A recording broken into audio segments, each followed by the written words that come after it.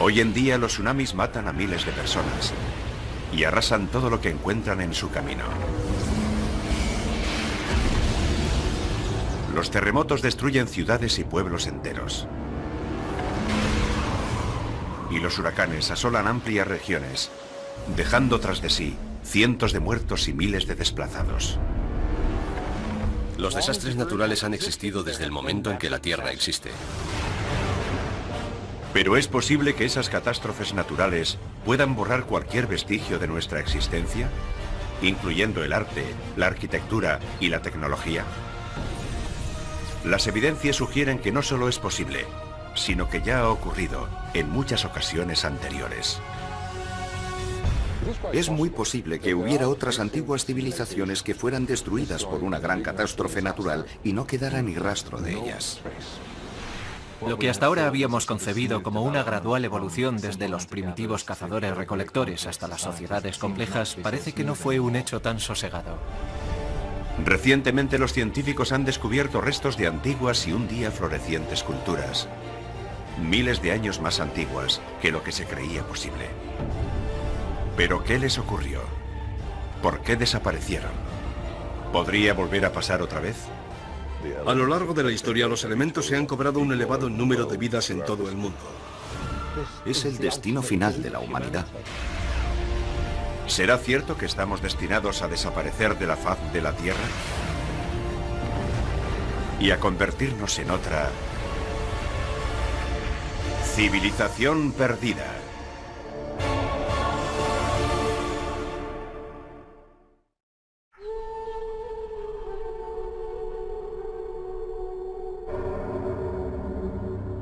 El desierto de Rub al-Khali, en Omán. Es un inhóspito y desolado paraje de la península arábiga, y su nombre en árabe significa el cuarto vacío. Sobre sus arenas desérticas y bajo el calor abrasador, aquí tan solo moran las venenosas arañas camello, las mortíferas víboras ngariba y algunos pequeños grupos de nómadas beduinos. Sin embargo, este mismo lugar es descrito de manera muy diferente en las antiguas leyendas. Porque aquí existió hace aproximadamente 5000 años un reino legendario llamado Ubar. Un lugar de gran esplendor y riqueza, pero que según los relatos resultó destruido por Dios, debido a la maldad y corrupción de sus gentes. En diversos suras del Corán se cuenta que se desató un fuerte viento que destruyó la ciudad, porque no se conformaban con la palabra de Dios. Varios profetas intentaron devolverlos al camino de la virtud, pero ellos se negaron. Y por eso la ciudad y su civilización fueron destruidas.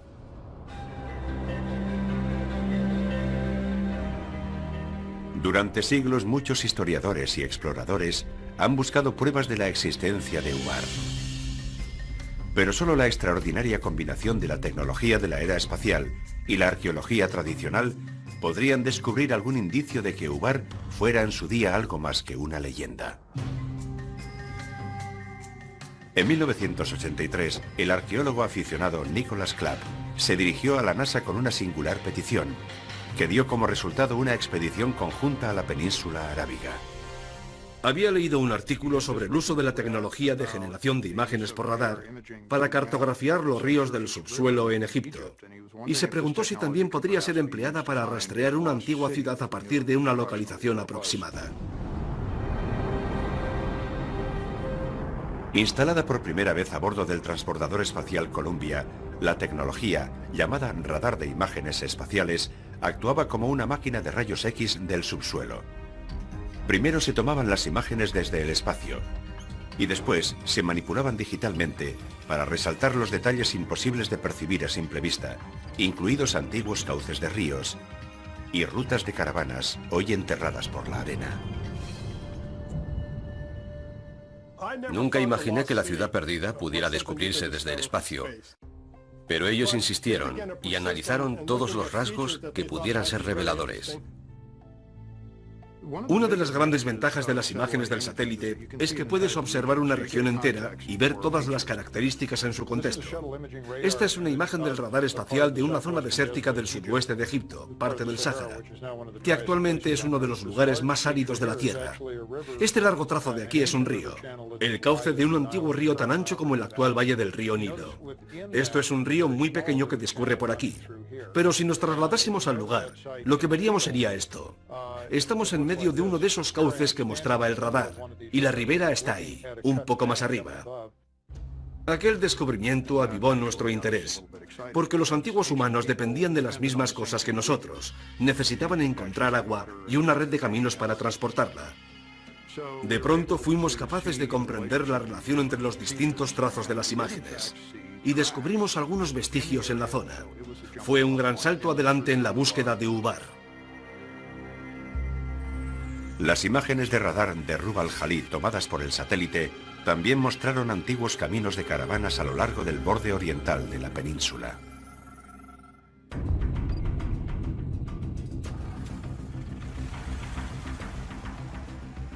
Empleamos lo que por aquel entonces era tecnología avanzada para la gente de a pie, el GPS, y lo utilizamos en combinación con los aparatos de navegación de los helicópteros para buscar la ruta que habíamos descubierto en las imágenes del satélite y seguirla a través del desierto. Fue apasionante.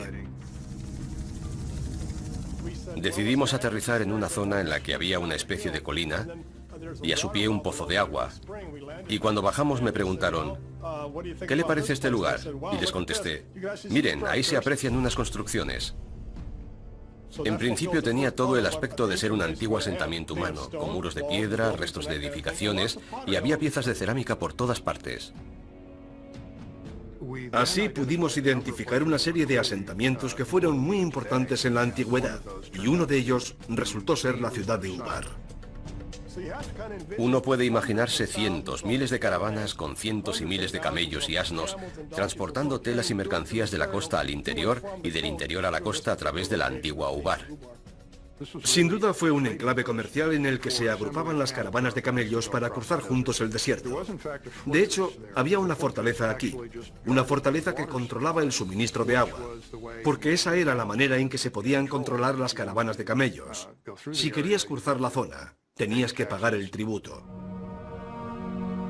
Excavaciones posteriores dejaron al descubierto los restos de 8 torres, unidas por muros de 9 metros.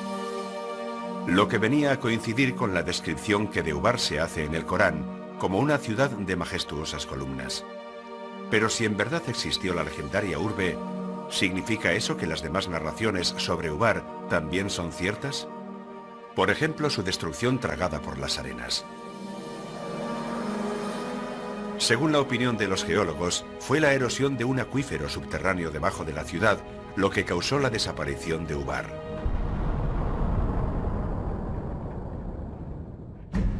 Los restos arqueológicos encontrados alrededor del yacimiento nos indican que el abastecimiento de agua fue menguando y la fortaleza se hundió en la sima que dejó el acuífero. Y la gente huyó. Algunos murieron. El mismo sorprendente destino narrado en las leyendas ancestrales. ¿Pero en verdad pudo un evento tan insólito acabar con toda una población? ¿Pudo realmente destruir todo vestigio de una cultura? ¿Una lengua? ¿Una civilización? Según la opinión de muchos arqueólogos e historiadores modernos, no solo es posible que una catástrofe natural tenga consecuencias tan devastadoras, sino que además es muy probable. Sabemos muy poco acerca de la historia relativamente reciente, apenas si nos remontamos a 3, 4 o 5.000 años atrás. Pero desde la última glaciación, todo ha cambiado. Incluso las civilizaciones humanas, las organizaciones y las comunidades humanas anteriores, desaparecieron por completo. Las primeras culturas, sobre todo aquellas que no conocieron la escritura, caen en su mayoría en el olvido. Evidentemente no queda ninguna constancia histórica de ellas, y los únicos indicios posibles son los arqueológicos. Pero eso requiere que un arqueólogo descubra algo que pudieron dejar atrás y que a partir de ello reconstruya su historia. Durante décadas, los científicos han creído que los seres humanos existen desde hace aproximadamente 200.000 años. Y lo que llamamos civilización surgió hace apenas unos pocos miles de años. Sin embargo, nuevos descubrimientos ponen constantemente en cuestión lo poco que sabemos acerca de nuestra propia historia. Según la opinión más extendida, la civilización empieza cuando surgen las primeras ciudades y se inventa la escritura. Y eso es algo que ocurrió entre el 3000 y el 500 a.C. en Mesopotamia, actualmente Irak. Fue entonces cuando algunas tribus o grupos de individuos pasaron de ser cazadores-recolectores a formar sociedades agrícolas. Empezaron a cultivar su propio alimento y una vez que lo consiguieron se establecieron permanentemente en un lugar. A partir de ese momento de asentamiento de los seres humanos surge el concepto de civilización.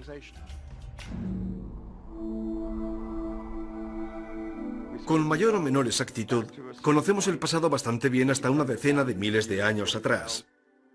También sabemos, gracias a los estudios evolucionistas, cuándo aparecieron los humanos en el mundo. Pero ese hueco entre la aparición de los humanos y el surgimiento de las civilizaciones que conocemos es demasiado grande.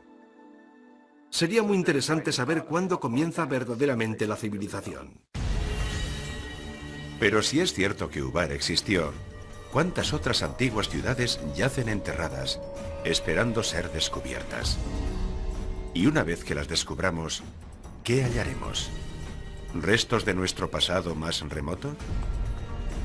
¿O las claves de nuestra futura destrucción?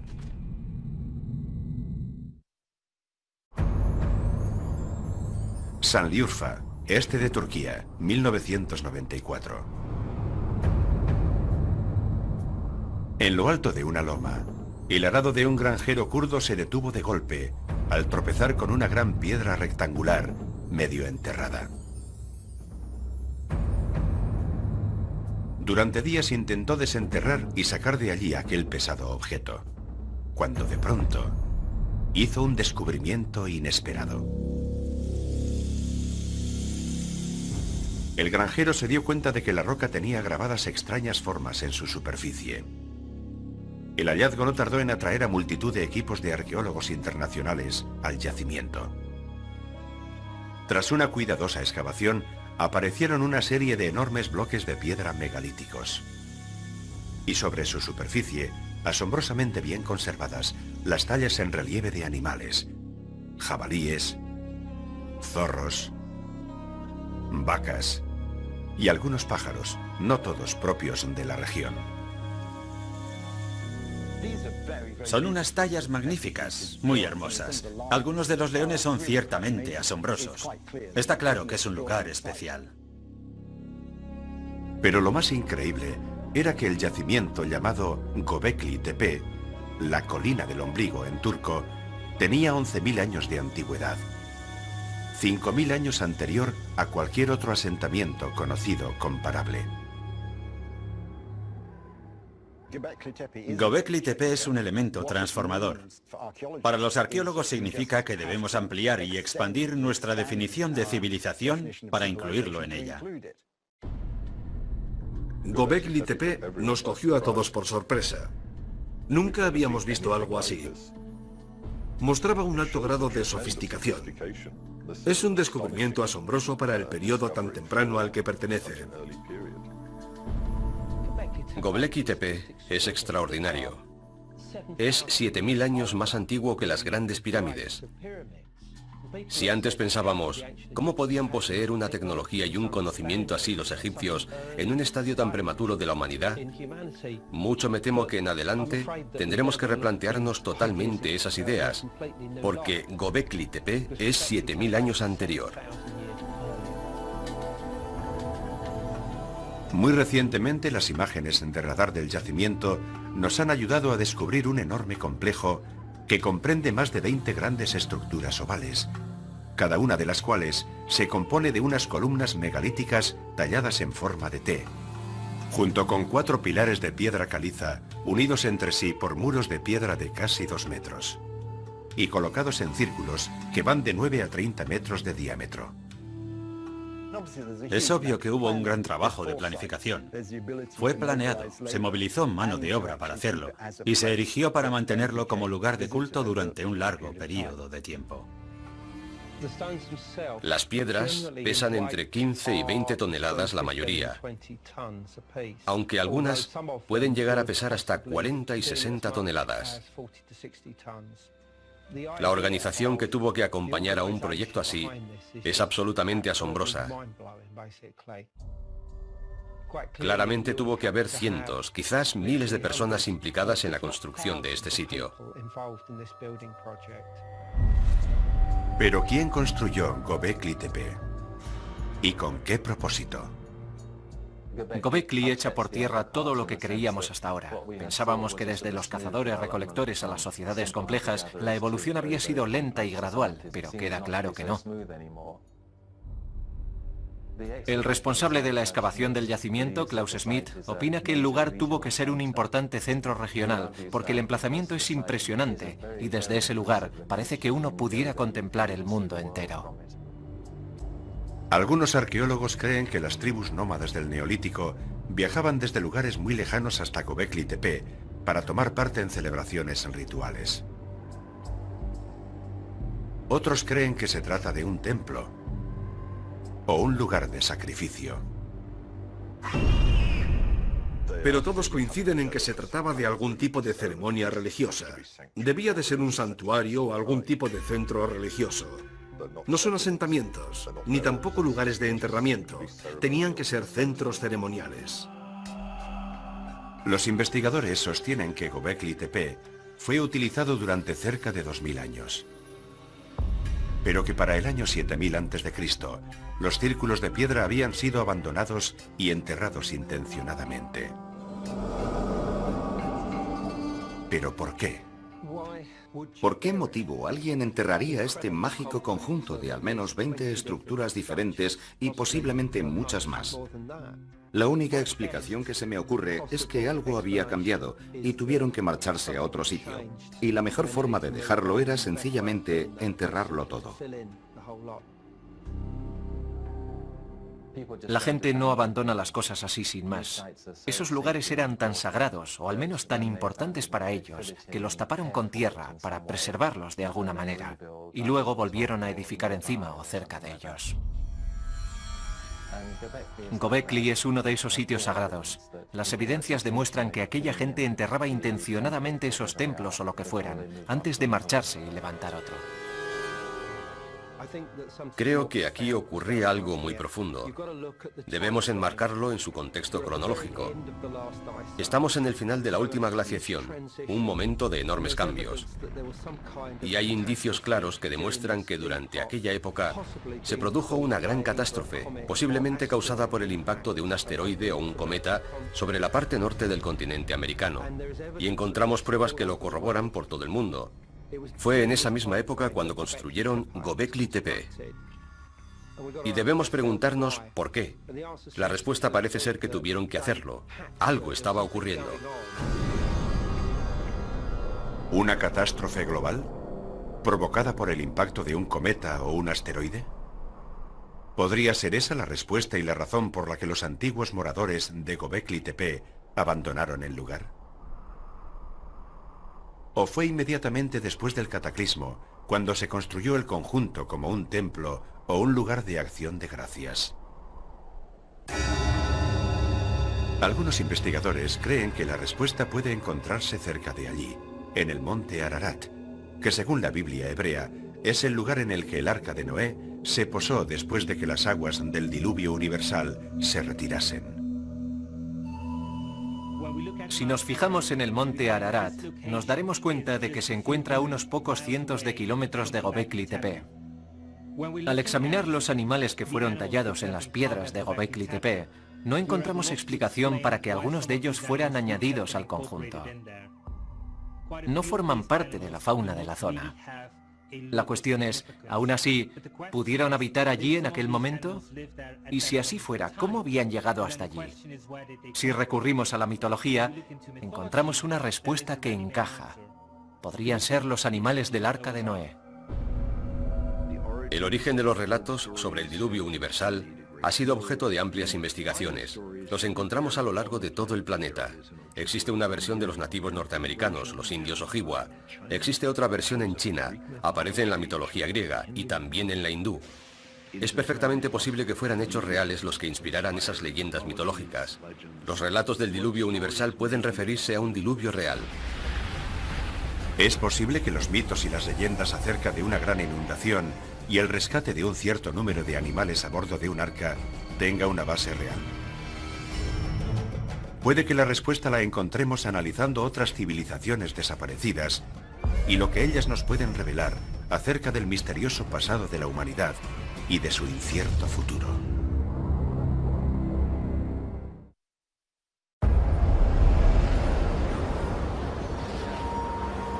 ...26 de diciembre de 2004... Sumatra, Indonesia. Un colosal seísmo de fuerza 9,1 sacude el fondo del Océano Índico a cientos de millas mar adentro y genera un tsunami devastador. En pocos minutos perecen 230.000 personas y más de 2 millones se quedan sin hogar.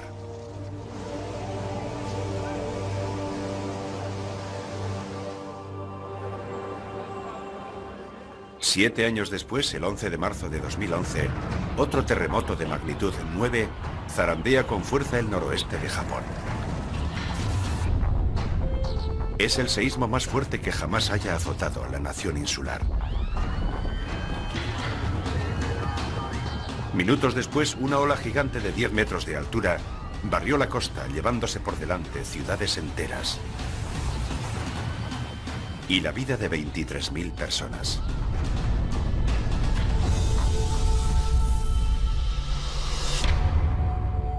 Sin embargo, si las ciudades modernas, concebidas y diseñadas para resistir el embate de los desastres naturales, pueden ser destruidas en apenas unos minutos, quizá pudieron sufrir el mismo destino otras civilizaciones hoy desaparecidas.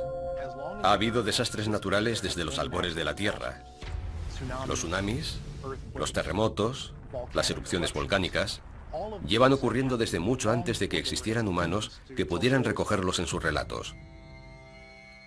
Los volcanes son famosos por haber causado estragos en las civilizaciones antiguas, y Pompeya es el ejemplo más ilustrativo. El Vesubio entró en erupción, y toda una región quedó paralizada en el tiempo y se destruyó. Las ciudades de Pompeya y Herculano quedaron enterradas bajo las cenizas volcánicas, la piedra pómez y el flujo piroclástico que cayó sobre ellas. Y se conservaron tal y como estaban en aquel momento, aunque pasaran 1500 años antes de que alguien descubriese que todavía estaban ahí. Por desgracia, sea cual sea el grado de sofisticación y desarrollo tecnológico que haya alcanzado una sociedad, una gran catástrofe natural puede interrumpir su avance y hacer que retroceda décadas o incluso que desaparezca por completo. Heraclión, Creta. En 1894, el lingüista y arqueólogo británico Sir Arthur Evans arribó a esta isla del mar Egeo para tratar de descifrar unas tablillas de barro recientemente descubiertas que en principio parecían pertenecer al período griego temprano. Sin embargo, lo que Evans descubrió dejó sin habla a los historiadores de todo el mundo. Las inscripciones jeroglíficas no eran griegas, sino de alguna otra civilización desconocida que se remontaba al año 5000 a.C.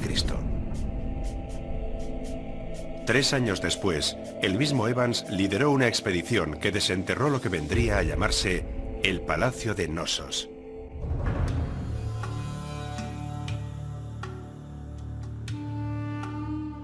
Según los arqueólogos, la enorme construcción albergó en su día estancias hermosamente decoradas, agua corriente caliente y fría, e incluso aseos interiores. A aquellos que levantaron el palacio, Evans los denominó minoicos, en honor a Minos, el mítico rey de Creta. La civilización minoica era la superpotencia del Mediterráneo oriental en la Edad de Bronce. Poseían una gran flota y comerciaban con todos los pueblos de las orillas del Mediterráneo. La civilización minoica de Creta fue una sociedad que empezó a erigir una serie de elaborados palacios con patios para las ceremonias y pinturas y frescos y una elaborada arquitectura. En la actualidad consideramos que los minoicos fueron la primera gran potencia del Mediterráneo.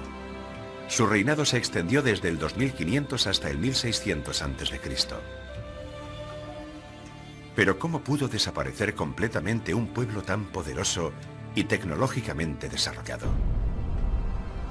La mayoría de los estudiosos creen que la respuesta puede estar en una de las mayores erupciones volcánicas de la historia de la civilización, en la isla de Tera, actualmente Santorini, a unos 100 kilómetros al norte de Creta.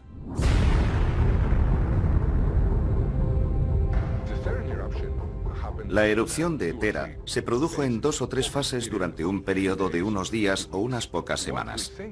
Creemos que los habitantes de la isla pudieron percibirla con la suficiente antelación y huir, porque no hemos encontrado cadáveres como los hallados en Pompeya y en otros lugares. Pero aquellos que habitaban en los lugares cercanos, como Creta, por ejemplo, en modo alguno esperarían que la erupción les fuera a afectar de la manera que lo hizo.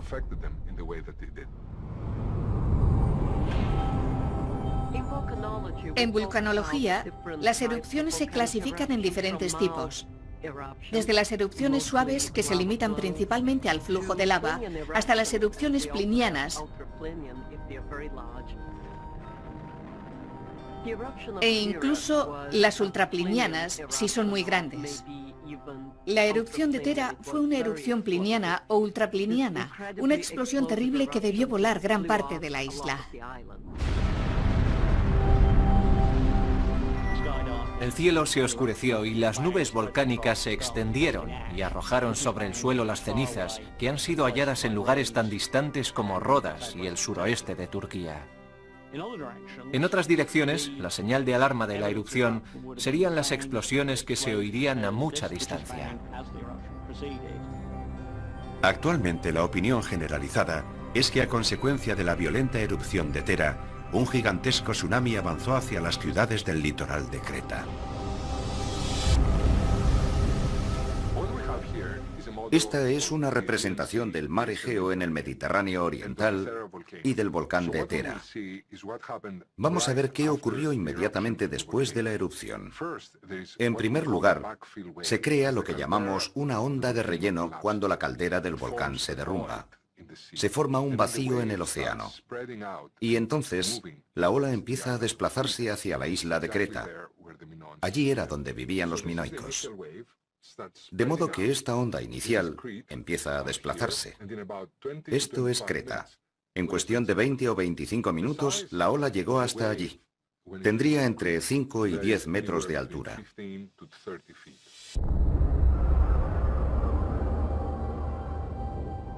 Para comprender mejor qué pudo suponer eso para los minoicos, veamos qué sucedió en Japón en marzo de 2011. Un gigantesco tsunami. Las consecuencias de su devastación todavía son perceptibles en la sociedad japonesa. Sí, es cierto que se han recuperado, pero no estaban solos. Todo el mundo les ha ayudado. Imaginen a los minoicos que no tenían a quien pedir ayuda.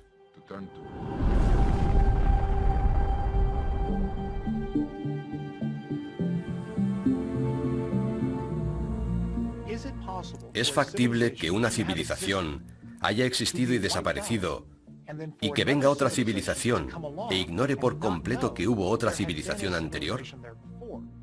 Es una hipótesis fascinante que da pie a una gran dosis de especulación y a que mucha gente se plantee si en la Tierra pudo haber una civilización anterior que precediera a todas las posteriores. Pero eso no lo sabemos.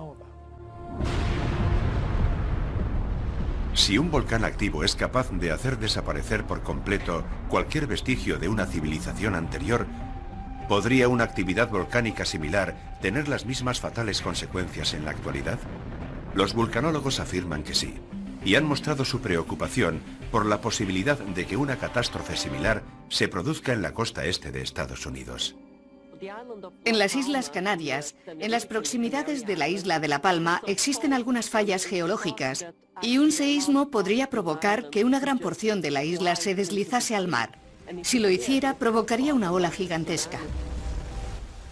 El derrumbe del volcán Cumbre Vieja de la isla de La Palma del archipiélago de las Islas Canarias provocaría enormes daños a lo largo de 20.000 kilómetros de costa, desde allí hasta Terranova y hasta la costa este de los Estados Unidos, el Caribe y el norte de Brasil. Los modelos sugieren que cuando las olas alcancen la costa norteamericana tendrán entre 10 y 20 metros de altura. O sea, del mismo tamaño que las olas que vimos en Sumatra en 2004 después del terremoto y que más recientemente observamos en Japón, tras el seísmo de 2011. Pero un desastre natural, como una erupción volcánica, un terremoto o una ola gigante, ¿podrían borrar todo rastro de nuestra civilización? Y hacerla desaparecer por completo hasta el punto de provocar que la historia de la humanidad cambie por siglos? Puede que la clave esté en un antiguo cementerio lleno de oro, en una ciudad costera del Mar Negro.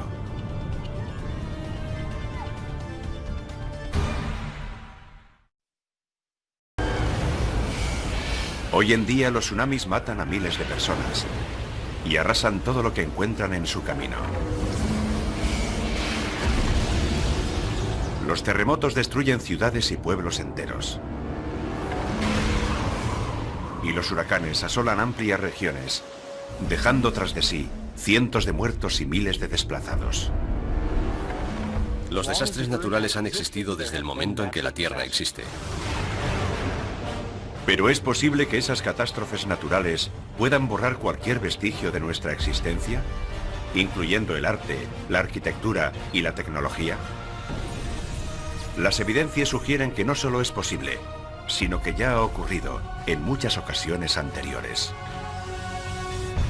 Es muy posible que hubiera otras antiguas civilizaciones que fueran destruidas por una gran catástrofe natural y no quedara ni rastro de ellas. Lo que hasta ahora habíamos concebido como una gradual evolución desde los primitivos cazadores-recolectores hasta las sociedades complejas parece que no fue un hecho tan sosegado. Recientemente los científicos han descubierto restos de antiguas y un día florecientes culturas, miles de años más antiguas que lo que se creía posible. ¿Pero qué les ocurrió? ¿Por qué desaparecieron? ¿Podría volver a pasar otra vez?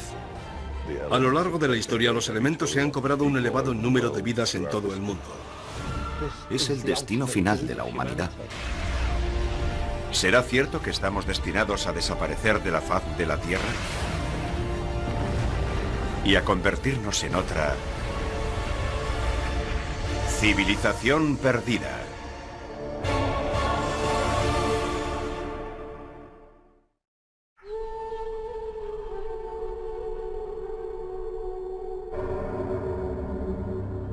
El desierto de Rub al-Khali, en Omán.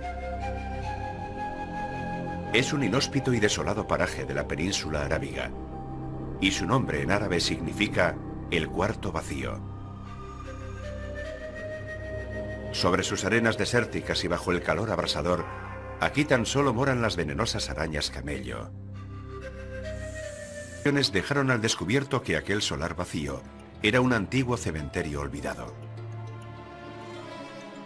Contenía más de 300 tumbas, que se remontaban, según los arqueólogos, a aproximadamente el año 4500 a.C.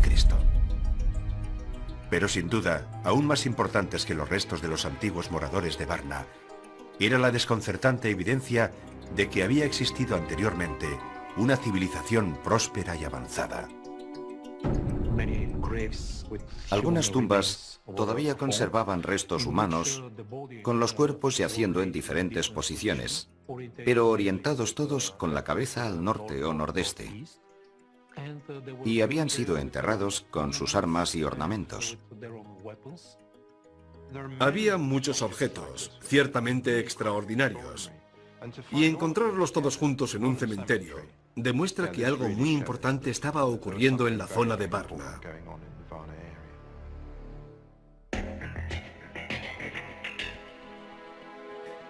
Del interior de los enterramientos se recogieron más de 15.000 objetos de complejo diseño, entre los que había hachas de cobre, piezas de jade, y gran cantidad de joyas de oro. La tumba número 43 de Varna es un sepulcro muy especial, porque es una de las tumbas más ricas. En ella yacía un varón de entre 45 y 50 años. Los objetos que tenía a su lado son realmente admirables, y uno de ellos es una funda de oro para el pene. Es un símbolo de potencia sexual, del poder del macho, de fertilidad. Tenía eso en un lado, y al otro lado, este símbolo de poder, la maza de oro. En ningún otro lugar del mundo se ha hallado una combinación semejante de simbolismo político y sexual. El oro es sin duda un indicador de estatus. Es un material escaso, es llamativo y no pierde el brillo, y es duradero. Posee todas las propiedades que lo convierten en un buen indicador de estatus social y de ostentación. Aunque los arqueólogos encontraron objetos de oro en muchas tumbas, la mayoría de ellos se concentraban en unas pocas. El inesperado descubrimiento de Varna hizo añicos la idea que de los primeros europeos tenían hasta entonces los historiadores. En los asentamientos que conocemos 1000 o 2000 años anteriores a Varna, también se hallaron objetos, algunos de ellos muy hermosos, pero no tantos indicadores de estatus, y no hay grandes diferencias entre las familias. En Varna, 8 tumbas acumulan la mayoría de la riqueza sobre un total de 300, lo cual es una concentración significativa. Era una creencia generalizada que durante la era prehistórica la gente era básicamente igual. Trabajaban juntos, compartían todo lo que recogían y no había diferencias sociales de ninguna clase. Al parecer, eran como nosotros. Apreciaban el valor del oro y las joyas, y poseían muchas herramientas útiles. De modo que no eran muy distintos a nosotros, se parecían mucho. Los vestigios sugieren que Varna era una especie de centro para los mercaderes prehistóricos que ya transportaban armas de cobre a lugares tan remotos como Francia y España, 1500 años antes que otros núcleos similares en Mesopotamia. Varna guarda también estrecha relación con las armaduras, el oficio de la guerra y las batallas, porque en esas tumbas encontramos un gran número de armas, hachas de guerra, puntas de lanzas y puntas de flechas. Queda claro que el poder siempre ha estado ligado a la guerra. Antes de Varna, por supuesto que teníamos noticias de algunas sociedades complejas que ahora sabemos que datan de la Edad del Bronce. El descubrimiento de Stonehenge demostró que allí también habitaba una sociedad compleja, pero es que Varna es por lo menos 3000 años anterior a Stonehenge.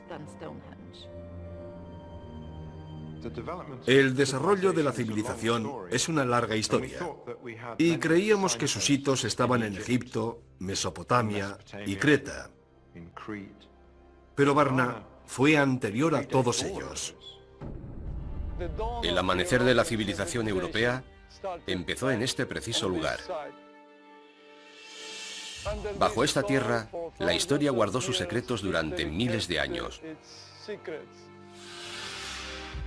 No sé lo que hubiese ocurrido de no haber encontrado Varna. Y lo hemos tenido todo bajo nuestros propios pies. Pero cómo desapareció la población de Varna hacia el año 4100 a.C. sigue siendo un misterio. Está probado que en algún momento del quinto milenio, probablemente alrededor del 4200 a.C., el clima de la Tierra cambió drásticamente.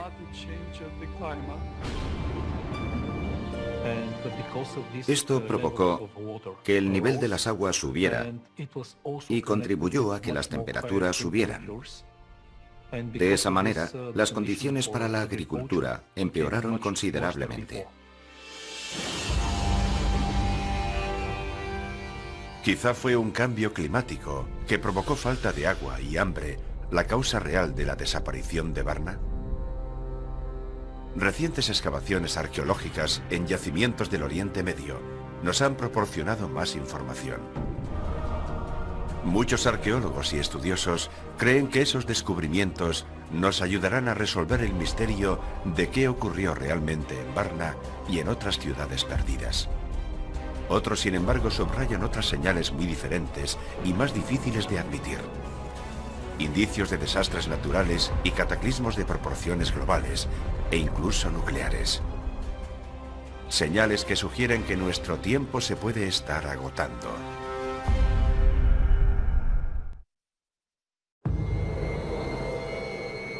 Tel Hamukar, al nordeste de Siria. 12 kilómetros al norte de la frontera con Irak. A principios del año 2000, un equipo arqueológico del Instituto Oriental de la Universidad de Chicago hizo un sorprendente anuncio. Habían descubierto las ruinas de una civilización con una antigüedad de más de 6.000 años. Las excavaciones habían sacado a la superficie una otrora próspera ciudad llamada Tel Hamukar, llena de lo que parecían ser espléndidas mansiones, prósperos negocios y edificios administrativos. Es grande, tendrá 1 kilómetro cuadrado. Espacio suficiente para acoger a entre 10.000 y 20.000 habitantes. Una gran ciudad. Cuando fue una ciudad floreciente, casi seguro que dominaban la escritura. Los edificios públicos solo han sido excavados en parte, pero están rodeados por una gran muralla y tenían puertas de acceso. Muchos otros elementos de aquella civilización todavía deben ser recuperados, puesto que se encuentran justo debajo de la ciudad moderna. Hamukar demuestra que nuestro concepto de ciudad, con las divisiones del trabajo, las leyes y los sistemas legales, las estructuras de gobierno y la expresión y el desarrollo artísticos, puede que surgiera mucho antes de lo que pensábamos. El sorprendente descubrimiento de Tel Hamukar cambió drásticamente lo que los estudiosos habían dado por sentado durante largo tiempo: que la primera ciudad antigua había surgido en Mesopotamia, 600 kilómetros al este de lo que hoy es Irak. Pero si Tel Hamukar fue una ciudad tan grande y próspera, ¿por qué desapareció de pronto? Hacia el año 3500 a.C., más o menos, tuvieron un mal día. Todos los indicios sugieren claramente que hubo un ataque. Los atacantes vencieron a las gentes de Hamukar y destruyeron su ciudad. Cuando se recuperó, era más bien un pequeño pueblecito y nunca llegó a recobrarse de aquel ataque. De hecho, parte de aquel asentamiento del cuarto milenio antes de Cristo fue incendiado. Se encontraron una docena de esqueletos, que a mi entender no correspondían a enterramientos formales. El argumento de un enfrentamiento bélico y la destrucción deliberada del sitio parece convincente. La guerra, en la época en la que Hamukar fue destruida, consistía fundamentalmente en el enfrentamiento cuerpo a cuerpo. Pero hay algunas pruebas que apuntan a la posibilidad de que en Hamukar se utilizasen proyectiles. Obviamente no balas de armas de fuego, sino proyectiles de ondas. Es una hipótesis controvertida que han propuesto los excavadores de Hamukar. Pero de lo que no existe duda es que Hamukar fue destruida, que la lucha fue brutal y que la ciudad fue incendiada. Es interesante destacar que en aquella misma época estaban empezando a desarrollarse las ciudades del sur como Uruk. Eso hace tiempo que lo sabemos, pero los nuevos hallazgos sugieren que al mismo tiempo lugares como Hamukar estaban creando su propia civilización, de modo que en cierto sentido existía una dinámica de oposición entre el norte y el sur. Por eso, la destrucción de Hamukar pudo significar la sentencia de muerte para aquellos pueblos del norte que estaban tratando de crear su propio sistema de vida, pero que al final fueron vencidos por los pueblos del sur, lo que cambió la historia. A varios cientos de kilómetros al oeste de Tel Hamukar yacen las ruinas de otro antiguo asentamiento humano, Tel Caramel. En 2007, unos arqueólogos que estaban excavando antiguas tumbas en el lugar dieron con las bases de 5 grandes torres de piedra, cada una de las cuales tenía 4,5 metros de diámetro y una altura estimada de 6 metros. Se calcula que tienen al menos 10.000 años de antigüedad. Están en el norte de Siria, no muy lejos de Göbekli Tepe, y es evidente que en ambos casos se trata de la misma cultura. ¿Por qué las construyeron? Eso sigue siendo un misterio. La respuesta más probable es que tendrían una finalidad defensiva, puesto que en aquel tiempo también había depredadores, fueran animales o humanos. La verdadera cuestión es, ¿para qué las utilizaban? ¿Formaban parte de una fortificación?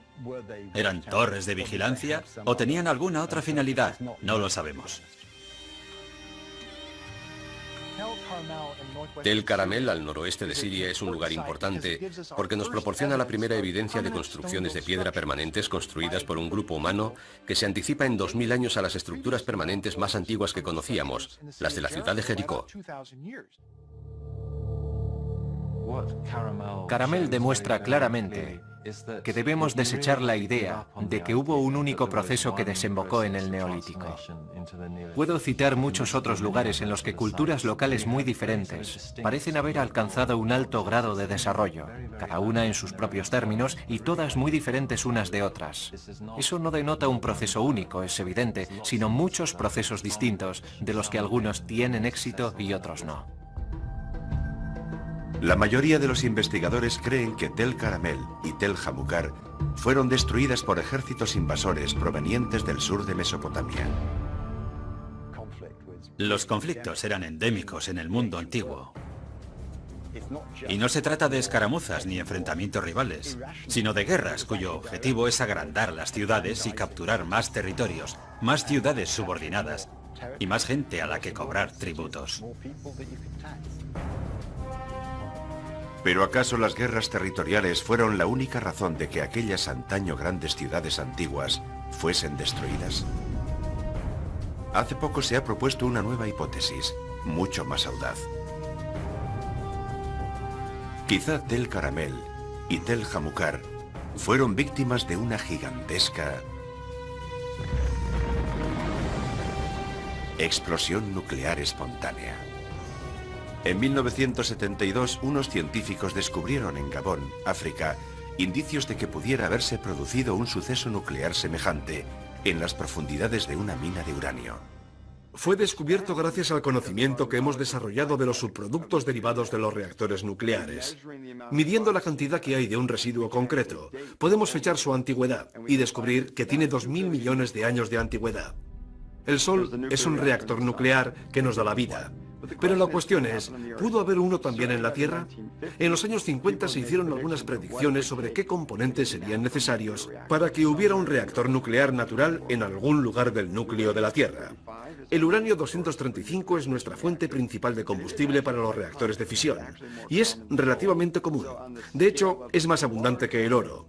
Por eso, en la escala de los elementos importantes y necesarios es bastante común y se puede extraer de las minas. Para que se desencadene una reacción nuclear, las dos cosas imprescindibles son una densidad suficiente de uranio y algo con lo que disminuir la velocidad de los neutrones. Uno de los mejores medios para ralentizar los neutrones y facilitar una reacción en cadena es el agua. Y en esta zona en particular del oeste de África coinciden la combinación justa de suficiente agua, suficiente uranio y la densidad de uranio necesaria. He ahí un reactor nuclear. El estallido de un reactor natural provocaría un desastre de la magnitud del de Chernóbil, una emisión de radiación que afectaría a la salud de la población.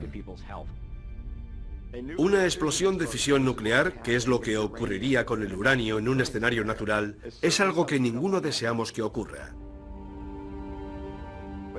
Si ocurriera, estallaría en el interior de la Tierra. Sería muy parecido a la erupción de un volcán. Un desastre natural. Hoy en día algunos científicos creen que una explosión nuclear de esas características habría borrado todo signo de vida a cientos, quizá miles de kilómetros a la redonda del depósito de uranio. Y si ocurrió en el oeste de África, ¿por qué no pudo suceder también en cualquier otro sitio de la Tierra? En Tel Jamukar, por ejemplo. Sabiendo que ya ocurrió en un lugar hace 2000 millones de años, es posible que haya otras bolsas y otros sitios, sobre todo bajo la corteza terrestre, en los que no hemos mirado detenidamente. No creo que mucha gente haya investigado la hipótesis de que pudieran ser varias enormes catástrofes naturales las que provocaron la desaparición de las civilizaciones. ¿Cuántas de ellas pudieron desaparecer sin que nosotros lo sepamos hace 20 o 30.000 años? Porque solo nos centramos en las civilizaciones de los últimos 5.000 años. La historia china y la de los egipcios es todo lo más lejos que podemos llegar. ¿De verdad es posible que las civilizaciones prehistóricas fueran destruidas por unas explosiones naturales catastróficas acaecidas en el interior de la Tierra? O quizá la destrucción en masa de las antiguas ciudades la provocaran otros agentes venidos de muy lejos.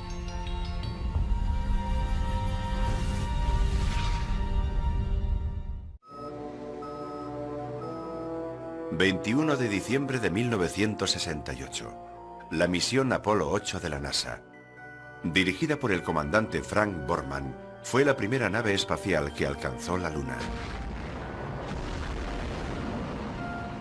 Mientras completaban 10 vueltas alrededor de su órbita, los astronautas tomaron algunas de las mejores imágenes jamás captadas de la superficie lunar.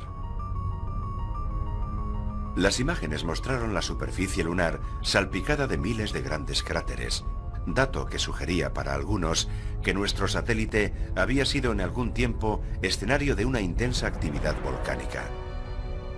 Pero hipótesis más recientes nos indican que pudo haber otra razón más significativa, que los numerosos cráteres de la Luna sean los impactos de enormes asteroides. Asteroides que pudieron también bombardear la Tierra. Lo importante no es el hombre en la Luna, sino los cráteres de la Luna. Y durante la historia de la Luna y de la Tierra, es probable que muchos más objetos hayan impactado en la Tierra que en la Luna. La única razón por la que no los vemos en la Tierra es que la vegetación y el entorno los han tapado, haciéndolos más difíciles de detectar. El mayor cataclismo natural que podría suceder y que nos borraría de la faz de la Tierra sería un impacto cósmico. Un meteorito que cayera sobre la Tierra. Sabemos que el impacto de un meteorito fue la razón principal de la desaparición de los dinosaurios.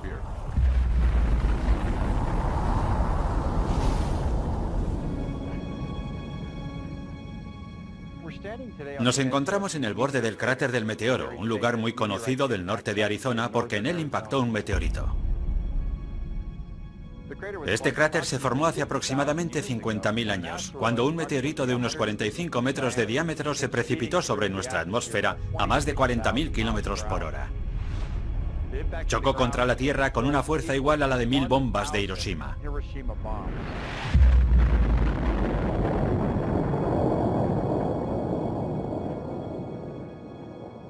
Después del impacto, todo lo que quedó de él fue este cráter, que tal y como lo conocemos hoy en día, mide 1,2 kilómetros de diámetro, unos 4 kilómetros de circunferencia y casi 170 metros de profundidad. Es decir, que si metiéramos el monumento a Washington en su interior, la punta del obelisco llegaría justamente al borde del cráter. Si un episodio así aconteciera en un área densamente poblada, como Nueva York, por ejemplo,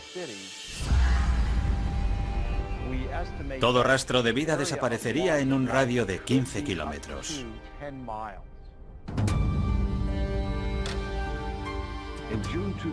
Lo que ocurrió en junio de 2002 fue un aviso para todos.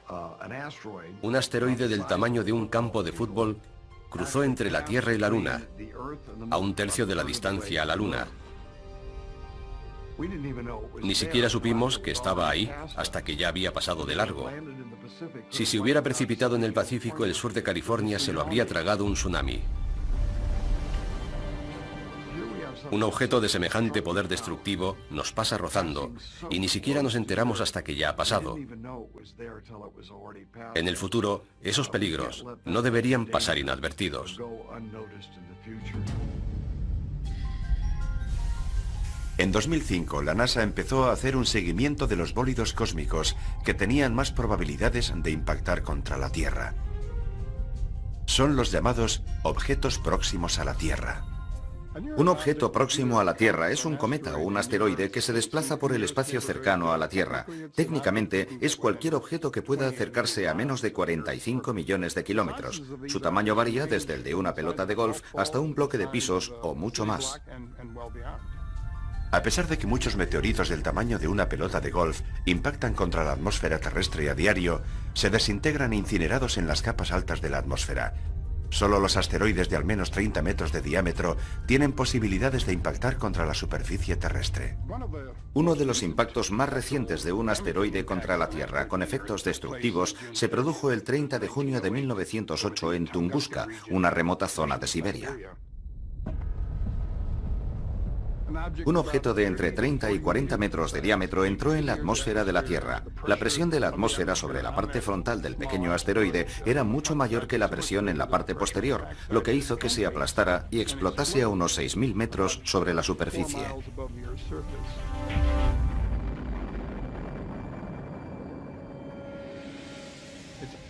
Arrasó toda la vegetación en un área de 2.000 kilómetros cuadrados. Es una región deshabitada, por lo que nadie resultó herido, aunque mató a algunos renos y derribó e incendió gran cantidad de árboles y causó grandes perjuicios en la zona. No en vano, la energía liberada fue de unos 5 megatones, unas 385 veces la bomba arrojada sobre Hiroshima. Aunque el impacto de cualquier meteoro del tamaño de un campo de fútbol tendría consecuencias devastadoras, los científicos temen a aquellos que son aún mayores.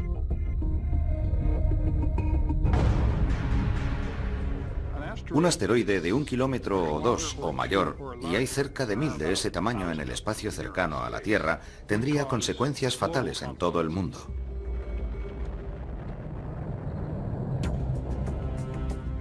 Pero ese no es el problema principal. El mayor problema es el polvo y los escombros que levantaría a la atmósfera y que obstaculizarían el paso de la luz del Sol. Caería una lluvia ácida, y las tormentas de fuego provocadas por el regreso a la Tierra de los escombros provocarían incendios en todo el mundo.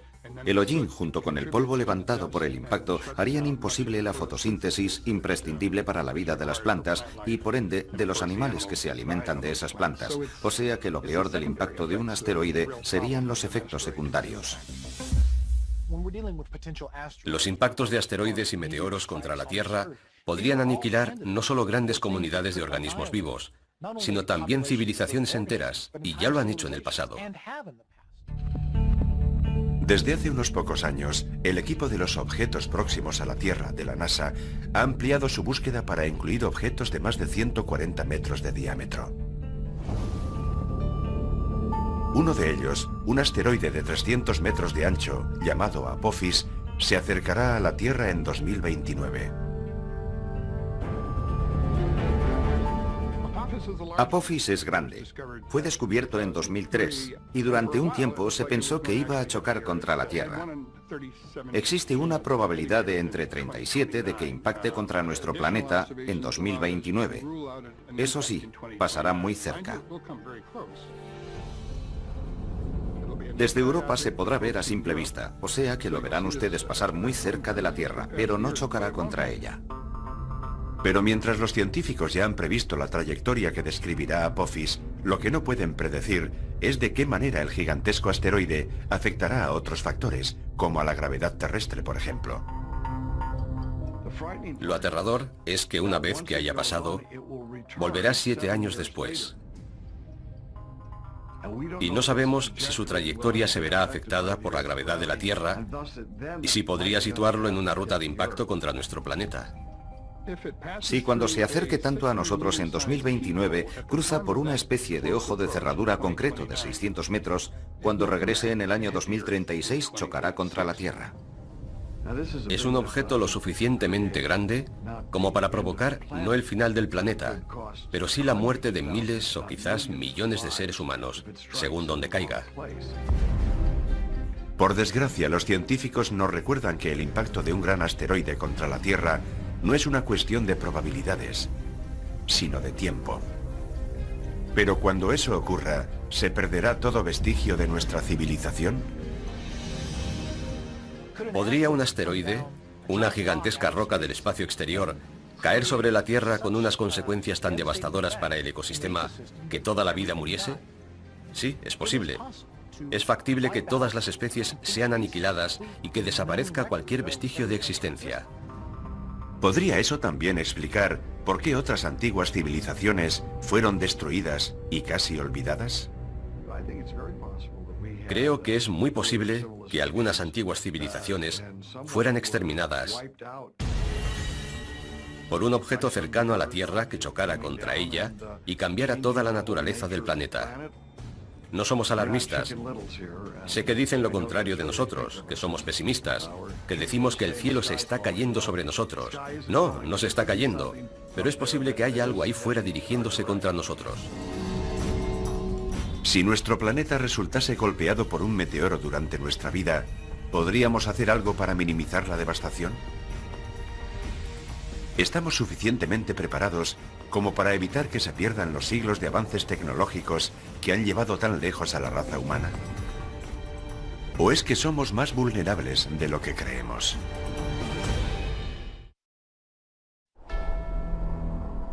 El monte Kilimanjaro, en Tanzania. En el año 2000, el paleoclimatólogo Lonnie Thompson y su equipo de investigadores perforan profundamente el glaciar que cubre la cima del monte.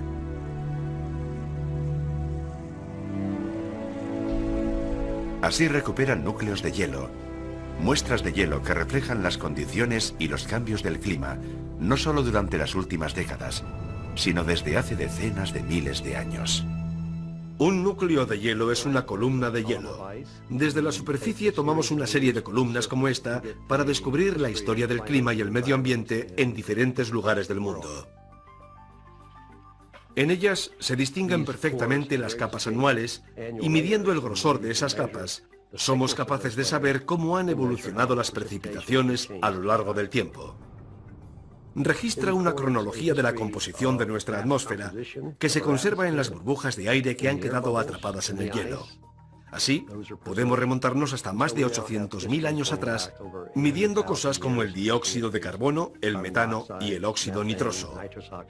También hay microorganismos que quedan atrapados en el hielo. De hecho, hemos recuperado organismos que llevaban en el hielo más de 50.000 años. De modo que todo aquello que se encuentra en el aire queda archivado en el hielo. Lo que observamos es que hay periodos de calma y otros periodos en los que se producen cataclismos, y esa es la verdad de la vida en este planeta. Vamos dando tumbos de uno a otro. Las muestras, los núcleos de hielo que Thompson ha recogido en los glaciares de todo el mundo, se conservan aquí, en la Universidad Estatal de Ohio, almacenados en estos grandes congeladores. Ahora disponemos de un espacio de 7.000 metros.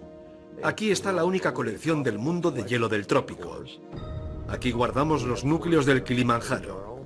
También tenemos hielo de la tierra de Francisco José, en el Ártico ruso. Estas son muestras de hielo del Himalaya y del Tíbet. Y el núcleo más antiguo jamás recuperado proviene de una región montañosa perdida del oeste de China. Es de hace 750.000 años. Los núcleos de este estante provienen del altiplano Bruce Plateau, en la península antártica. Los recuperamos el pasado año. Ahora habrá que cortarlos y procesarlos en el laboratorio. Un reciente estudio de las muestras de los núcleos de hielo sugiere que un drástico cambio climático se produjo en la Tierra hace 5.200 años.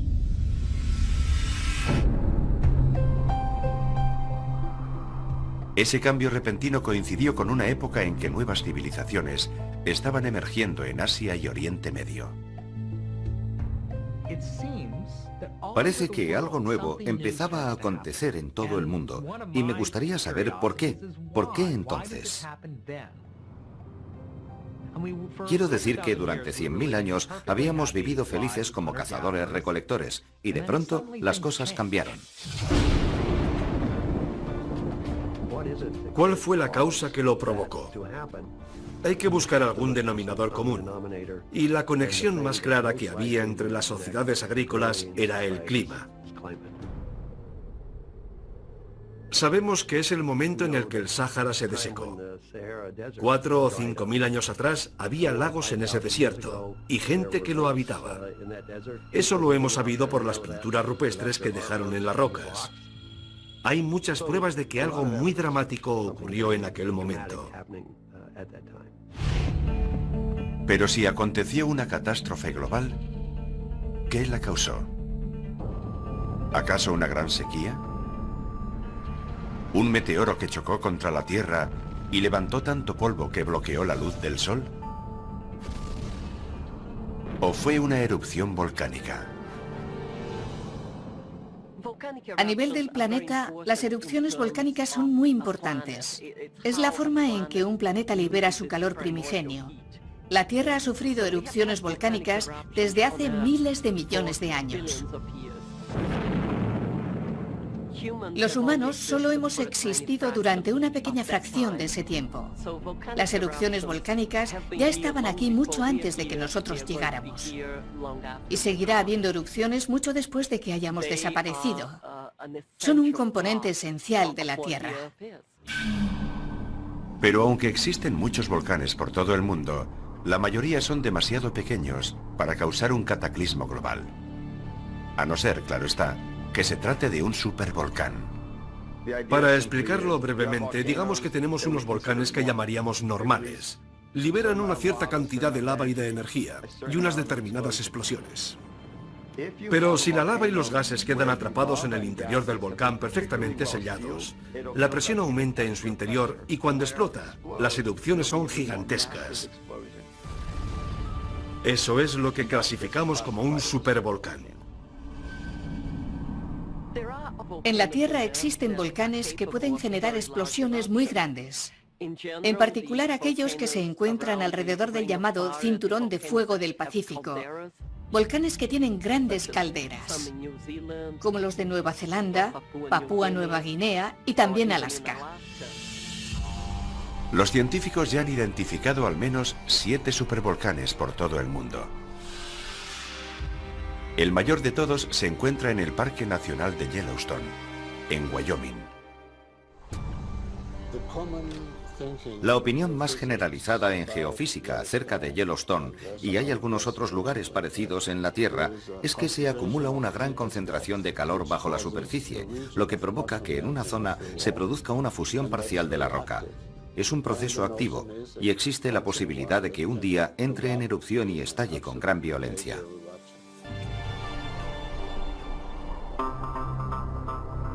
Según los científicos, en Yellowstone, la última erupción ocurrió hace 600.000 años. Desconocemos cuándo volverá a haber otra erupción en Yellowstone. No hay forma de predecirlo. Predecir los fenómenos geológicos es algo así como predecir el tiempo. Siempre que intentes predecir cuándo va a pasar algo, tienes que contar con un amplio margen de error. Yellowstone es un volcán relativamente joven. Todas sus erupciones se han producido en los últimos 2,5 millones de años, y eso es ser joven en términos de tiempo geológico. Que Yellowstone volviera a estallar en una gigantesca erupción cataclísmica sería algo sorprendente, algo que nunca hemos visto en tiempos históricos. La erupción del monte Santa Elena sería una menudencia comparada con lo que podría ser la de Yellowstone. Y tendría graves consecuencias en el clima de todo el mundo. Bajaría la temperatura media del globo y arrasaría el oeste de los Estados Unidos. Todo quedaría cubierto por las cenizas. Los cultivos se perderían y los efectos durarían mucho tiempo. Sin duda tendría muy graves consecuencias para la civilización. Las cenizas y los gases venenosos emanados por una gigantesca erupción formarían una nube de polvo que se extendería por todo el mundo, bloqueando la luz solar durante largos años. En la oscuridad, las cosechas y los animales perecerían, condenando a los humanos al hambre. Si Yellowstone explotara hoy de forma espectacular, el impacto que causaría en la raza humana sería mucho mayor que en el pasado, puesto que actualmente somos muchos más. Cada mes añadimos 7 millones de individuos más a la población mundial. Es un hecho sin precedentes. Tenemos debilidades para las que no estamos preparados. La sociedad moderna es frágil, en el mismo sentido en que eran frágiles aquellas antiguas sociedades. Es decir, que la población es demasiado grande. Dependemos en gran medida del uso intensivo de los recursos. Y claro, los usamos tan intensivamente que los agotamos.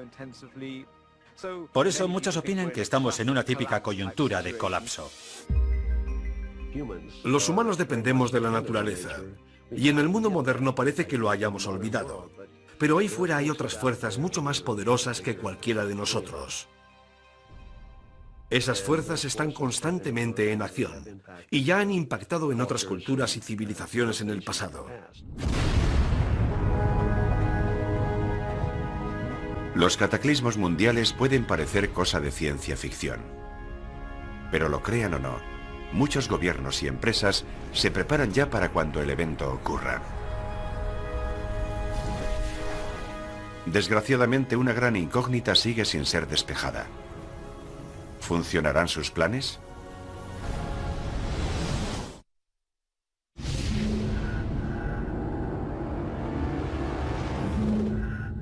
Los científicos nos recuerdan que nuestro planeta ya ha sufrido otras extinciones en el pasado, y como consecuencia de cada uno de esos acontecimientos, el número de plantas y animales se redujo a unos pocos supervivientes.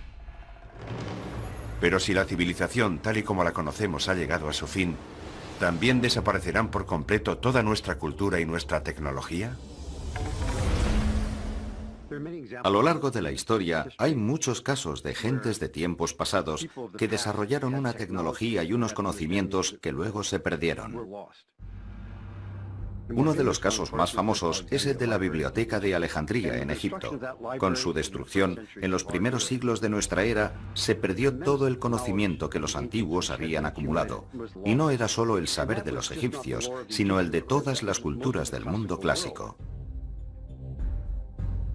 ¿Qué le ocurre a una civilización si todo su conocimiento colectivo es destruido? Nunca sabremos qué tipo de civilización seríamos hoy en día si la Biblioteca de Alejandría no hubiera sido destruida. Guardaba muchísimos conocimientos, especialmente conocimientos médicos que dominaban los egipcios y que nosotros desconocemos. ¿Habremos recuperado una buena parte de aquello? ¿Habremos redescubierto mucho? Es posible. Pero ¿cuánto más habríamos avanzado de no haber perdido aquel conocimiento y haber tenido que volver a empezar y redescubrir algunas cosas? Siempre cabe la posibilidad de que algunas áreas del conocimiento de aquellas primeras sociedades se hayan perdido para siempre, pero nunca lo sabremos, puesto que no tenemos modo de averiguarlo. A diferencia de épocas anteriores en las que mucha información se guardaba tallada en piedra, hoy día nuestra información y los registros de nuestra vida diaria se almacenan en chips de memoria de silicio. Pero si desaparecen, será increíblemente difícil. Tendrán que pasar decenas de miles de años para que la gente reconstruya nuestras vidas y se hagan una idea de cómo era nuestra forma de vida. Irónicamente, es probable que el arte prehistórico sobre la roca tenga más probabilidades de supervivencia en un futuro inmediato que la mayor parte de nuestra moderna tecnología. Hutchinson, Kansas. A 200 metros bajo la ciudad hay un enorme almacén del tamaño de 35 campos de fútbol.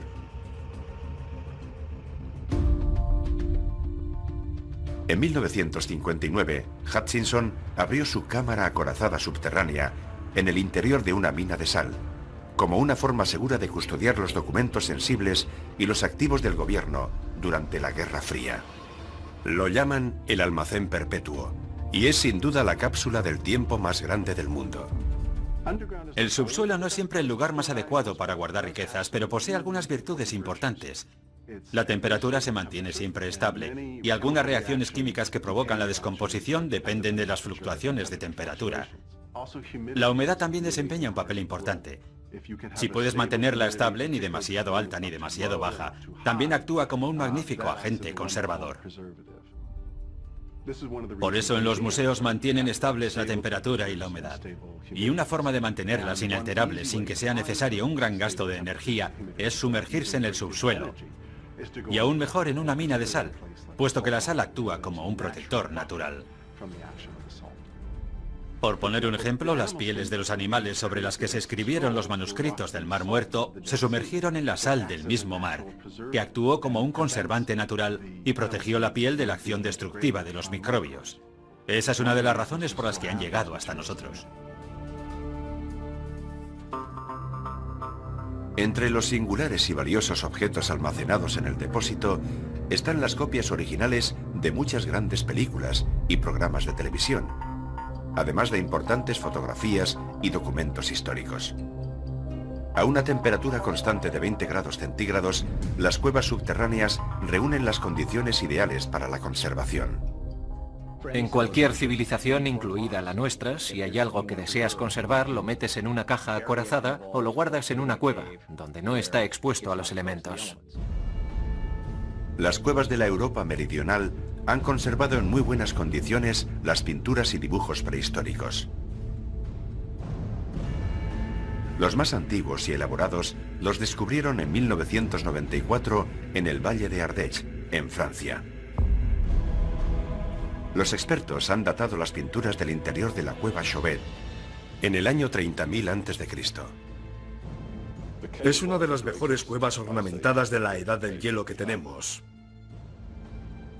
Es extraordinaria. Nunca se había encontrado una de ese tamaño en toda la región. Es increíblemente valiosa. Contiene cerca de 400 pinturas y grabados de animales, hermosas representaciones de caballos, rinocerontes y osos. Una variedad de escenas impresionante.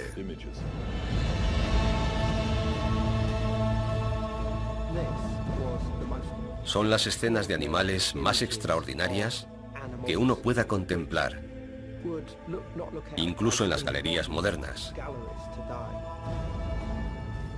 La antigüedad y la calidad de las pinturas de la cueva Chauvet han cuestionado todo lo que anteriormente sabíamos o creíamos saber acerca de la existencia humana en este planeta. Son las obras de arte más primitivas creadas por los seres humanos. Lo más interesante de la cueva Chauvet es que en ella nos encontramos con el Homo sapiens tratando de representar ideas y pensamientos abstractos en las paredes de su cueva, mucho antes aún de que se inventara la escritura y mucho antes de la primera definición de civilización. La cuestión es ¿por qué lo hacían? ¿Acaso aquellos artistas primitivos plasmaban su arte en las paredes de piedra de las profundidades de las cavernas con la intención de preservarlo para las generaciones futuras? 30.000 años antes, ¿es posible que los únicos vestigios de nuestra existencia sean los que se conservan seguros bajo tierra? Algo que se ha tallado en piedras y permanece en un entorno adecuado puede conservarse durante miles e incluso millones de años, sobre todo si permanece enterrado bajo tierra.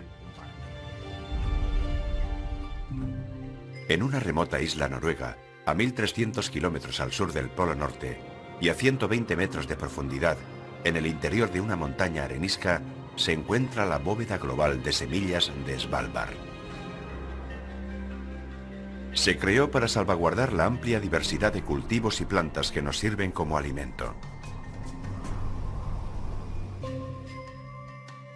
Actualmente alberga más de 20 millones de semillas.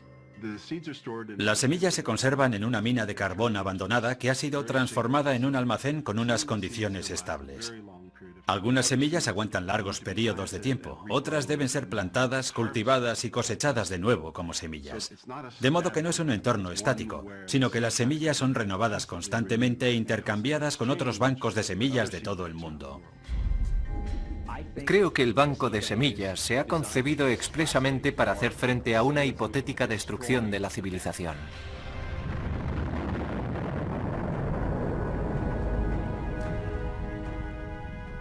Es una forma de asegurarse de que si alguien sobrevive, si alguien es capaz de iniciar la reconstrucción, pueda disponer de todo eso. Sería fantástico. Una de las características exclusivas del ser humano es que tendemos a reflexionar sobre el pasado, sobre el presente y también sobre el futuro. Podemos imaginar qué querríamos transmitir a nuestros nietos. Esa es la motivación que impulsa a los humanos a enterrar las cosas y a ponerlas en un lugar seguro para el futuro. Es algo que preocupaba incluso a los hombres primitivos.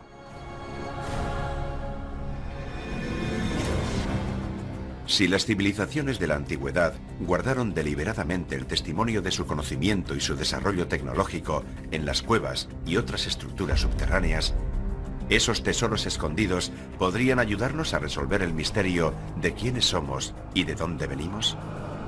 Y lo que quizás sea aún más importante, señalarnos qué parte de nuestra civilización sobrevivirá en el futuro. ¿Realmente podemos desaparecer del planeta sin dejar ni rastro? La vida en el planeta Tierra, según los científicos, se formó hace aproximadamente 4.500 millones de años. Aunque la mayoría de los investigadores coinciden en que la raza humana solo ha existido durante los últimos 200.000 años. ¿Pero podrían estar equivocados? ¿Es posible que las civilizaciones humanas hayan existido sobre la faz de la Tierra desde hace cientos de miles de años y que su testimonio se haya perdido, enterrado bajo la superficie del planeta? Indudablemente es cierto que teniendo en cuenta que la prehistoria humana se mide en millones de años y que la civilización la medimos en decenas de miles de años, en medio queda un espacio en el que es fácil que algún tipo de civilización se haya perdido. Hay razones de peso para creer que en el pasado remoto hubo otras civilizaciones que sencillamente desaparecieron, sin dejar rastro. Aunque retrocedas 1 millón de años o 100 de millones de años, da igual. No representas más que una pequeñísima fracción en el ciclo de vida de la Tierra. Hace 100 millones de años los dinosaurios caminaban sobre la Tierra. ¿Y si otra forma de vida los hubiera precedido 1000 millones de años antes? No hay forma de que lo sepamos, ni de que confirmemos lo contrario. No, y nunca lo sabremos. Si la Tierra sufriera un cataclismo global, ¿qué ocurriría con la raza humana? ¿Qué pasaría si toda nuestra civilización fuese arrasada por una erupción volcánica gigante que convirtiera la atmósfera en una nube tóxica y todos muriésemos? ¿Volveríamos a aprender a cocinar con el fuego? ¿Cuánto tiempo nos llevaría? Solo sobrevivirán los que se encuentren en lugares lejanos y resguardados. Empezarán por ser cazadores-recolectores de nuevo hasta que miles de años después vuelvan a construir una civilización. Si efectivamente algunas antiguas civilizaciones se han perdido, ¿será posible también que los restos de nuestra sociedad moderna actual terminen enterrados bajo tierra y olvidados en el tiempo? Tomemos el caso de Chernóbil, por ejemplo, para constatar con qué rapidez se han deteriorado las construcciones modernas. Y en el plazo de 50 años, la mayor parte de estas infraestructuras se habrán descompuesto irremediablemente. Si hoy alguien anunciara, Nueva York, abandonadlo todo, marchaos de ahí. Dentro de 1000 años estaría cubierto por los detritos o el agua. La mayoría de los edificios se habrían derrumbado mucho antes. Pero si añadimos otro factor y nos vamos a un plazo de 10.000 años, no creo que existiera ya nada reconocible. Uno tendría que saber exactamente qué buscar para poder dar con ello. Puede que alguno de los escasos remanentes de la tecnología humana que perdure sea uno de sus subproductos más peligrosos. Los residuos nucleares. El mayor peligro es, por supuesto, la radiación. La parte positiva de los materiales radiactivos es que con el tiempo se descomponen y desaparecen naturalmente. El problema es que en el caso de algunos de ellos, para que eso ocurra tienen que pasar miles, decenas de miles y hasta millones de años. Por eso es imprescindible diseñar un lugar de almacenamiento en el que depositarlos durante tan largo tiempo. La controversia es grande a la hora de decidir cómo deshacerse de los residuos nucleares que generan la energía y las armas nucleares. Deben ser almacenados en algún lugar de la Tierra. Pensaron enterrarlos en el subsuelo a gran profundidad. Es la llamada solución geológica al problema de los residuos nucleares. El Departamento de Energía de los Estados Unidos ha puesto a trabajar a un grupo de investigadores junto con los ingenieros en los lugares seleccionados para almacenar los residuos nucleares. Su tarea será desarrollar un sistema de alarma universal que pueda ser entendido por los humanos del futuro, al menos durante otros 10.000 años. Deben concebir una mitología que alerte a las personas y les avise del peligro. De alguna forma deben desarrollar una tradición que se pueda perpetuar y ser transmitida de generación en generación, conservando el mensaje de alarma para mantener a la gente a salvo de los residuos nucleares. El plan que están considerando en la actualidad contempla un gran movimiento de tierras para rodear todo el perímetro del lugar. Cuando esté terminada, la berma medirá 10 metros de altura por 30 de ancho. El proyecto incluye la instalación vertical de una serie de marcadores de granito de 7,5 metros de altura que llevarán grabados mensajes de aviso en multitud de idiomas. Pero, ¿serán verdaderamente efectivas esas series de signos crípticos? ¿O serán tan misteriosos e inescrutables como los tallados en Göbekli Tepe o en los megalitos de Stonehenge? Lo que no puedes poner es una calavera y 2 huesos cruzados. ¿Qué significado tendrá eso de aquí a 500 años? ¿En qué lenguaje pones los avisos? ¿Pones algo así como no excavar aquí o peligro? Es muy difícil. En la larga historia de nuestro planeta, la actividad humana no ocupa más de un 1% de sus 4.000 millones y medio de años de existencia. ¿Será verdad que solo somos una pequeña migaja? ¿Unos residentes temporales? ¿Condenados a ser olvidados en otros 100.000 años o menos? Desgraciadamente, los seres humanos somos capaces de aniquilarnos los unos a los otros. Podremos destruir la raza humana, pero no podemos acabar con el planeta. La Tierra ya estaba aquí mucho antes que nosotros y seguirá estando aquí mucho después. Si todo rastro de nuestra civilización puede ser destruido tan fácilmente, ¿cómo pueden saber con certeza los historiadores que todo lo que estamos viviendo no ha ocurrido ya anteriormente?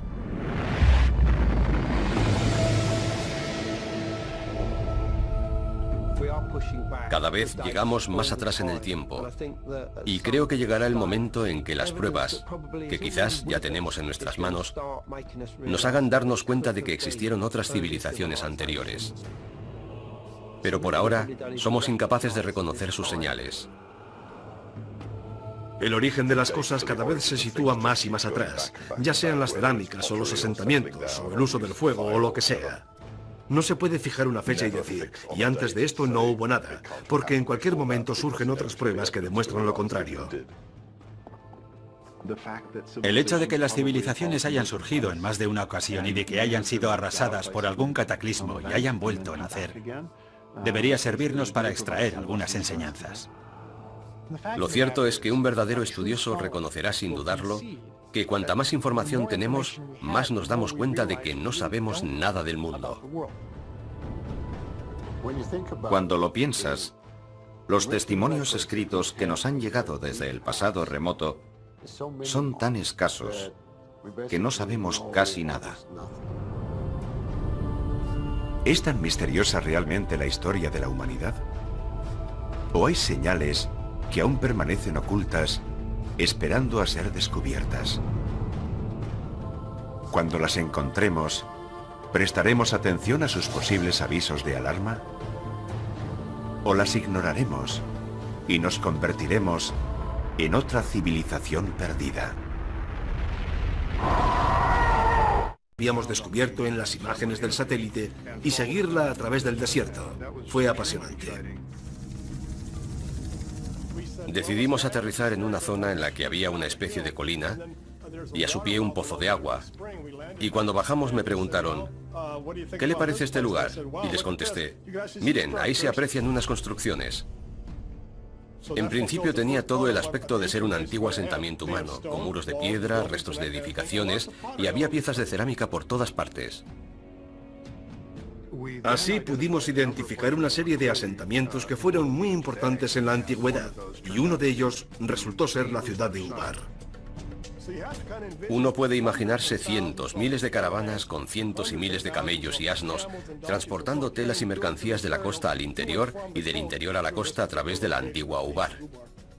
Sin duda fue un enclave comercial en el que se agrupaban las caravanas de camellos para cruzar juntos el desierto.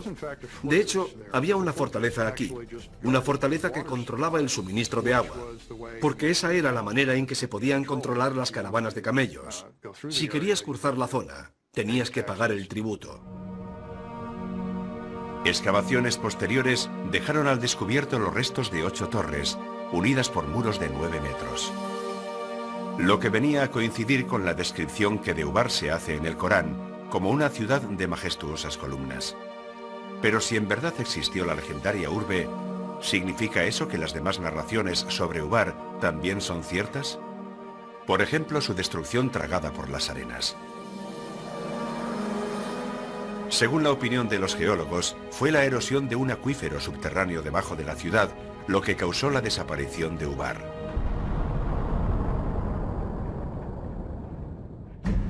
Los restos arqueológicos encontrados alrededor del yacimiento nos indican que el abastecimiento de agua fue menguando y la fortaleza se hundió en la sima que dejó el acuífero. Hoy en día los tsunamis matan a miles de personas y arrasan todo lo que encuentran en su camino. Los terremotos destruyen ciudades y pueblos enteros. Y los huracanes asolan amplias regiones, dejando tras de sí cientos de muertos y miles de desplazados. Los desastres naturales han existido desde el momento en que la Tierra existe. ¿Pero es posible que esas catástrofes naturales puedan borrar cualquier vestigio de nuestra existencia, incluyendo el arte, la arquitectura y la tecnología? Las evidencias sugieren que no solo es posible, sino que ya ha ocurrido en muchas ocasiones anteriores. Es muy posible que hubiera otras antiguas civilizaciones que fueran destruidas por una gran catástrofe natural y no quedara ni rastro de ellas. Lo que hasta ahora habíamos concebido como una gradual evolución desde los primitivos cazadores-recolectores hasta las sociedades complejas parece que no fue un hecho tan sosegado. Recientemente los científicos han descubierto restos de antiguas y un día florecientes culturas, miles de años más antiguas que lo que se creía posible. ¿Pero qué les ocurrió? ¿Por qué desaparecieron? ¿Podría volver a pasar otra vez? A lo largo de la historia, los elementos se han cobrado un elevado número de vidas en todo el mundo. Es el destino final de la humanidad. ¿Será cierto que estamos destinados a desaparecer de la faz de la Tierra? Y a convertirnos en otra civilización perdida.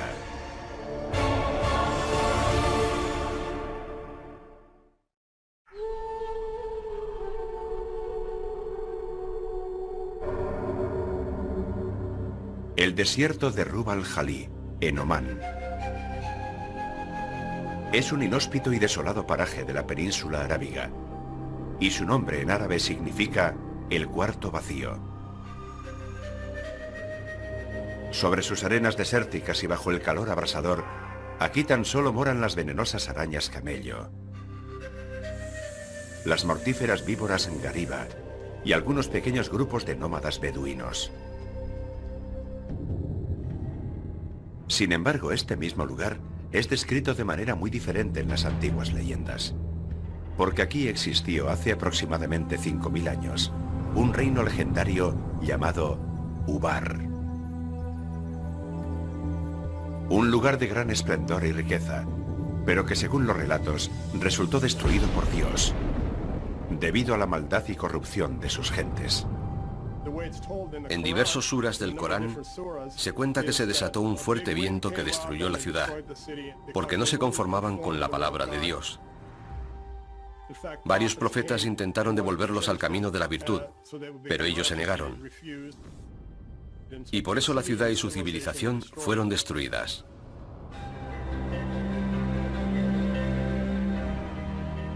Durante siglos muchos historiadores y exploradores han buscado pruebas de la existencia de Ubar. Pero solo la extraordinaria combinación de la tecnología de la era espacial y la arqueología tradicional podrían descubrir algún indicio de que Ubar fuera en su día algo más que una leyenda. En 1983, el arqueólogo aficionado Nicholas Clapp se dirigió a la NASA con una singular petición, que dio como resultado una expedición conjunta a la península arábiga. Había leído un artículo sobre el uso de la tecnología de generación de imágenes por radar para cartografiar los ríos del subsuelo en Egipto, y se preguntó si también podría ser empleada para rastrear una antigua ciudad a partir de una localización aproximada. Instalada por primera vez, La gente huyó, algunos murieron. el mismo sorprendente destino narrado en las leyendas ancestrales. ¿Pero en verdad pudo un evento tan insólito acabar con toda una población? ¿Pudo realmente destruir todo vestigio de una cultura? ¿Una lengua? ¿Una civilización? Según la opinión de muchos arqueólogos e historiadores modernos, no solo es posible que una catástrofe natural tenga consecuencias tan devastadoras, sino que además es muy probable. Sabemos muy poco acerca de la historia relativamente reciente, apenas si nos remontamos a 3, 4 o 5.000 años atrás. Pero desde la última glaciación, todo ha cambiado. Incluso las civilizaciones humanas, las organizaciones y las comunidades humanas anteriores, desaparecieron por completo. Las primeras culturas, sobre todo aquellas que no conocieron la escritura, caen en su mayoría en el olvido. Evidentemente no queda ninguna constancia histórica de ellas, y los únicos indicios posibles son los arqueológicos. Pero eso requiere que un arqueólogo descubra algo que pudieron dejar atrás y que a partir de ello reconstruya su historia. Durante décadas, los científicos han creído que los seres humanos existen desde hace aproximadamente 200.000 años. Y lo que llamamos civilización surgió hace apenas unos pocos miles de años. Sin embargo, nuevos descubrimientos ponen constantemente en cuestión lo poco que sabemos acerca de nuestra propia historia. Según la opinión más extendida, la civilización empieza cuando surgen las primeras ciudades y se inventa la escritura. Y eso es algo que ocurrió entre el 3000 y el 500 a.C. en Mesopotamia, actualmente Irak. Fue entonces cuando algunas tribus o grupos de individuos pasaron de ser cazadores A bordo del transbordador espacial Columbia, la tecnología, llamada radar de imágenes espaciales, actuaba como una máquina de rayos X del subsuelo. Primero se tomaban las imágenes desde el espacio, y después se manipulaban digitalmente para resaltar los detalles imposibles de percibir a simple vista, incluidos antiguos cauces de ríos y rutas de caravanas hoy enterradas por la arena. Nunca imaginé que la ciudad perdida pudiera descubrirse desde el espacio, pero ellos insistieron y analizaron todos los rasgos que pudieran ser reveladores. Una de las grandes ventajas de las imágenes del satélite es que puedes observar una región entera y ver todas las características en su contexto. Esta es una imagen del radar espacial de una zona desértica del sudoeste de Egipto, parte del Sáhara, que actualmente es uno de los lugares más áridos de la Tierra. Este largo trazo de aquí es un río, el cauce de un antiguo río tan ancho como el actual valle del río Nilo. Esto es un río muy pequeño que discurre por aquí. Pero si nos trasladásemos al lugar, lo que veríamos sería esto. Estamos en medio de uno de esos cauces que mostraba el radar, y la ribera está ahí, un poco más arriba. Aquel descubrimiento avivó nuestro interés, porque los antiguos humanos dependían de las mismas cosas que nosotros. Necesitaban encontrar agua y una red de caminos para transportarla. De pronto fuimos capaces de comprender la relación entre los distintos trazos de las imágenes, y descubrimos algunos vestigios en la zona. Fue un gran salto adelante en la búsqueda de Ubar. Las imágenes de radar de Rub al-Khali tomadas por el satélite también mostraron antiguos caminos de caravanas a lo largo del borde oriental de la península.